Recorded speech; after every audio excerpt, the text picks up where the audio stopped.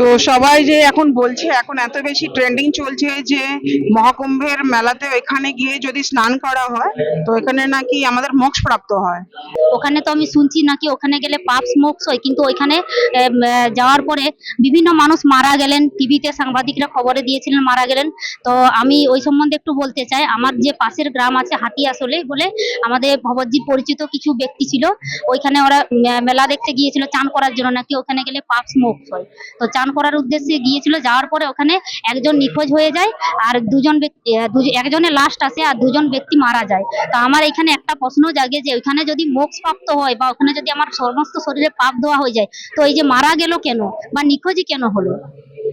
এখানে আমি ওই 3 বন্ধুকে এই বার্তাই দিতে চাই যে, বা তার ফ্যামিলিকে এই বার্তা দিতে চাই যে আপনারা যে বলছেন যে ওইখানে পাপ মোক্ষ হয়, তো পাপ যদি মোক্ষ প্রাপ্ত হয় বা ওইখানে পাপ যদি সমস্ত শরীরে ধোয়া হয়ে যায় চান করলে, তাহলে ওইখানে ওই একজন মারা গেল কেন, দুজন নিখোঁজ হলো কেন?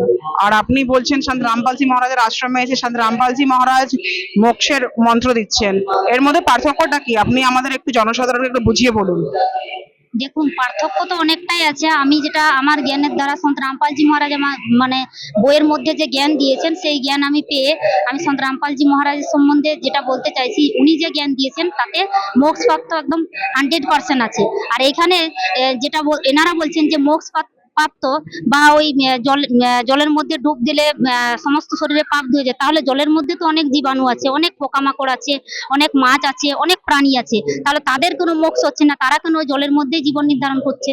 সন্ত রামপালজি মহারাজ হচ্ছেন বিশ্বের শ্রেষ্ঠ সন্ত। ইনার আগে কেউ সন্ত হতেই পারে না। কেন? ইনি 4 বেদ 18 পুরাণ, আমাদের যে ধর্মগ্রন্থ আছে সেই ধর্মগ্রন্থ থেকে একদম প্রমাণ দেখিয়ে জ্ঞান বলছেন। ধন্যবাদ সৎসাই।